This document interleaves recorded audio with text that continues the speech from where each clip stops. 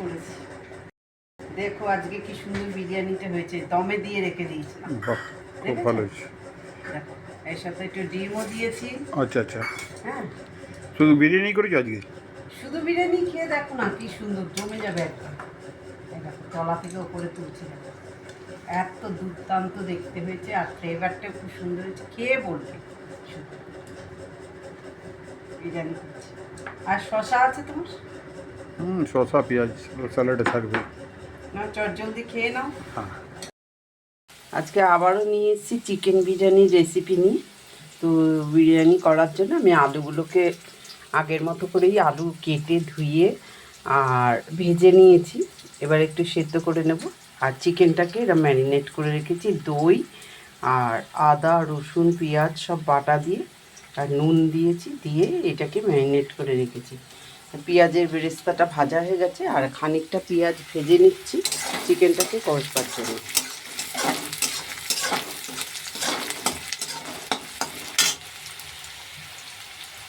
ডিম দুটোকে সেদ্ধ করে নেব আমি। অপর্ণাস ডেলি লাইফ অ্যান্ড ট্রাভেলসের নতুন ব্লগে আপনাদের জানাই প্রীতি ও শুভেচ্ছা। আজ আমি বিরিয়ানি রান্না করব, তাই জন্য বিরিয়ানি সব প্রিপারেশনগুলো তোমাদের দেখাচ্ছি। খুব সুন্দর করে পেঁয়াজটাকে লাল লাল করে ভেজে নিয়েছি, এমন ভেজে নিয়েছি গুঁড়ো গুঁড়ো হয়ে গেছে। এটা বেরেস্তা, এটা আমি ম্যারিনেট করা চিকেনের মধ্যে আগে থাকতে একটু মিশিয়ে নিয়েছি আর কড়াতে যে পেঁয়াজ ভাজা আছে ওর মধ্যে আমি ম্যারিনেট চিকেনটাকে এখন দিয়ে কষে নেব। তার আগে আমি দুটো ডিমকে ভালো করে সিদ্ধ করে নিচ্ছি। আসলে চিকেন বিরিয়ানির মধ্যে একটু ডিম সিদ্ধ দিলে পরে খুব টেস্টি হয় খেতে। অনেকটাই চিকেন করেছি, 500 চালে 500 চিকেন করেছি। আমি সবটা চিকেন বিরিয়ানির মধ্যে দেবো না, কিছুটা কষাও তুলে রেখে দেবো। আর এই যে ভাজাটা হয়ে গেছে, এই ভাজা বেশ মুচমুচে করে যে বেরেস্তার ভাজা হয়েছে এর মধ্যেই আমি চিকেনটা ম্যারিনেট করাটা দিয়ে দিলাম। এটা ভালো করে কষে নিতে হবে, খুব ভালো করে চিকেনটাকে কষতে হবে। তোমাদের কেমন লাগছে এই নতুন নতুন চিকেন বিরিয়ানি রান্নাগুলো তোমরা অবশ্যই কমেন্টস করে জানাবে। আর তোমাদের ভালোবাসায় আমি অনেকটা দূর পর্যন্ত আসতে পেরেছি। আমি অপর্ণাদি, ওয়েস্ট বেঙ্গল কলকাতা থেকে বলছি। আর এই দেখো চিকেনের মধ্যে একটু এখন কেওড়া জল দিয়ে দিলাম আর দিয়ে দেবো একটু গোলাপ জল। কেওড়া জল আর গোলাপ জল দিয়ে দিলে চিকেনটার মধ্যে বেশ ভালো মজে যায় আর বিরিয়ানির সেন্টটাও খুব সুন্দর হয়। একটু গোলাপ জলও দিয়ে দিলাম, দিয়ে এখন যতক্ষণ কষতে হবে কষে নিয়ে একটু ঢাকা চাপা দিয়ে রাখবো। দেখো ভালো করে কষা হয়ে যাচ্ছে চিকেনটা। ম্যারিনেট করা চিকেন হতে বেশিক্ষণ লাগে না। আর এর মধ্যে সানরাইজের একটু গুঁড়ো মশলা, মানে বিরিয়ানির যে মশলাটা হয় ওই মশলাটাও দিয়ে দিলাম। এটা আমি সানরাইজের এখন ইউজ করেছি। অ্যাকচুয়ালি আমি হাতে বানানোই গরম মশলা রেডি করে রাখি। বর্ষাকাল তাই জন্য বানানো হয়নি, তাই আমি এটা দিয়ে দিলাম। আর এর মধ্যে একটু জল দিয়ে দিলাম। এখন জল দিয়ে খানিকক্ষণ ঢাকা দিয়ে রেখে দেবো যতক্ষণ না চিকেনটা একটু নরম হয়ে আসে। এই আমার হয়ে এসছে পুরো। এর মধ্যে আমি আলুগুলো দিয়ে একটু ঢাকা দিয়ে রেখে দিয়েছিলাম।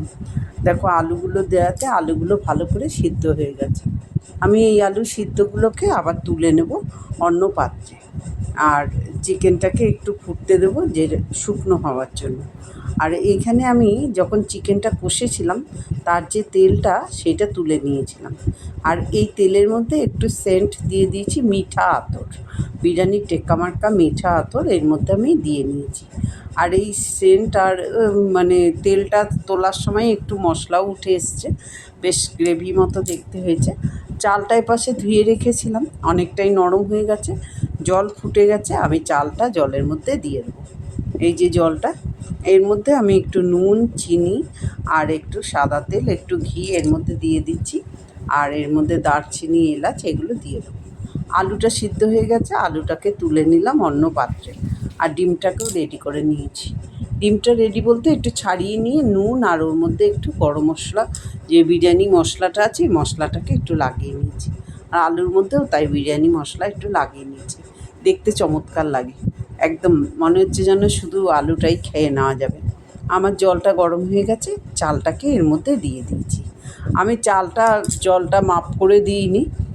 এই যে বিরিয়ানিটা করব এর চালের জলটাকে আমি ঝরিয়ে নেব, ঝরিয়ে নিয়ে করব। আর এইদিকে এই বাটিতে একটুখানি কালার যেটা হয় ফুড কালার দুধের মধ্যে দিয়ে রেডি করে রেখেছি। এই আর বিরিয়ানি মশলাটা দিয়ে আবার শুকনো বিরিয়ানি যে কষে নিয়েছিলাম সেইটার মধ্যে দিয়ে দিলাম, আর একটু লেবুর রস দিয়ে দিয়েছি। আর লেবুর রস দিলে টেস্টটা খুব ভালো হয়। আর এর মধ্যে আমি এখন এই আলুগুলোকে মিশিয়ে নেব, নিয়ে আর চিকেন এর যে রাইসটা তৈরি করেছি রাইসটা এর উপরে দিয়ে দেবো। সামান্য পরিমাণে একটু গুঁড়ো দুধ দিয়ে দিলাম, একটু এইটা হচ্ছে টপ সিক্রেট, তো এইটা তোমরা ব্যবহার করতে পারো আর নাও দিতে পারো, এটা টেস্টটাকে দুর্দান্ত করে ফেলে। আর আমি এই যে তেলটা তুলে রেখেছিলাম এই তেলও এর মধ্যে ছড়িয়ে দিলাম। এখন রাইসটাকে এর মধ্যে অর্ধেকটা দিয়ে দেবো, দিয়ে আবার এর মধ্যে ভালো করে ছড়িয়ে দেবো। আর ওর ওপরে একটু ঘি একটু তেল দিয়ে দেবো, একটু কালার দিয়ে দেবো। দেখতে থাকো তোমরা আমি কি করছি।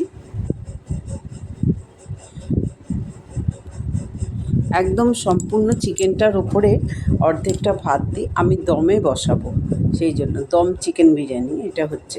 আলুটাকে ভালো করে এর মধ্যে সাজিয়ে দিচ্ছি, আলু সিদ্ধ করা ভাজা সবই করা রেডি আছে।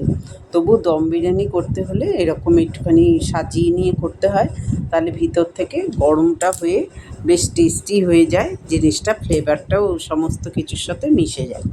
তাই জন্য এর ওপরে দিয়ে দিলাম। এর ওপরে আমি চিকেনটা তো তলায় দেওয়াই আছে, আর এইটার মধ্যে একটুখানি গোলমরিচের গুঁড়ো দিয়ে দিলাম।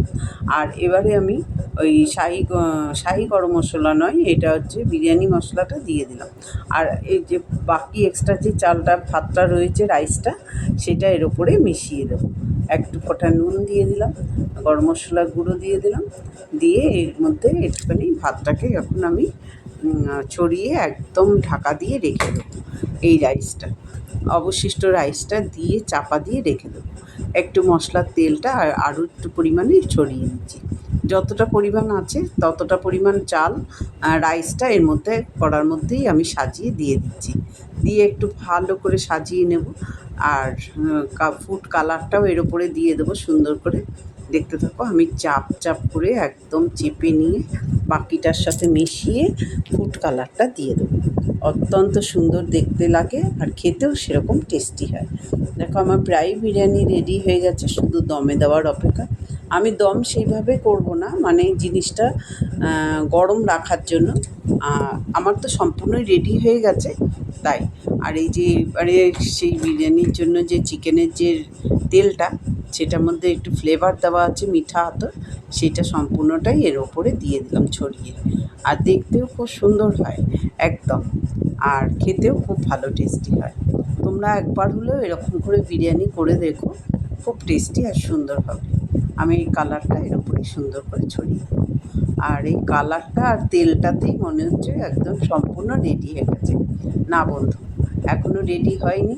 আমি এর উপরে চাপা দেবো, চাপা দিয়ে একটুখানি দমে দিতে হবে। আমার সমস্ত কিছু মশলা এখন দেওয়া রেডি হয়ে গেছে। এবার আমি একটু দমে দিয়ে দেবো। আর তোমরা কোথা থেকে কে দেখছো অবশ্যই কমেন্টস করে জানিও, তাহলে তোমাদের ভালোবাসায় আমি এই পর্যন্ত আসতে পেরেছি। আর